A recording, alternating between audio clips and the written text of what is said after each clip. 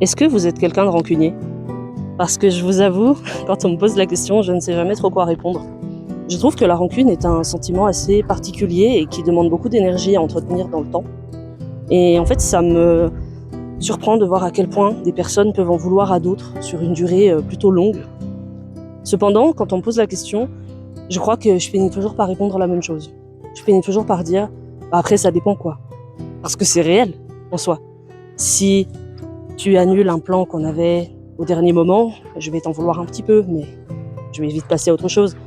Par contre, si tu me trahis, forcément, la rancune restera.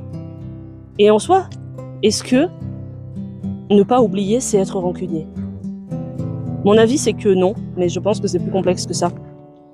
Parce qu'en soi, il y a des gens qui m'ont fait du mal, et je pense tout le monde a déjà connu quelqu'un qui lui a fait du mal, volontairement ou non, parce que ça va peut-être être une hot take, comme on dit, une opinion impopulaire, mais je pense que quand on aime les gens, on peut parfois leur faire du mal sans le vouloir.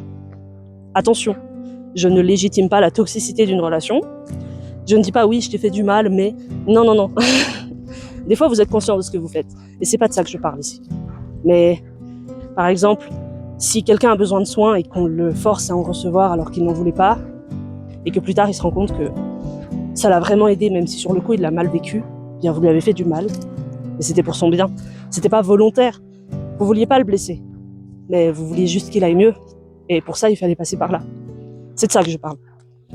Et en fait, je pense à certaines personnes pendant que je fais cette vidéo, qui ne se reconnaîtront pas parce que ça date de longtemps, et c'est pas du tout un message visé que je veux faire, juste une réflexion que je partage.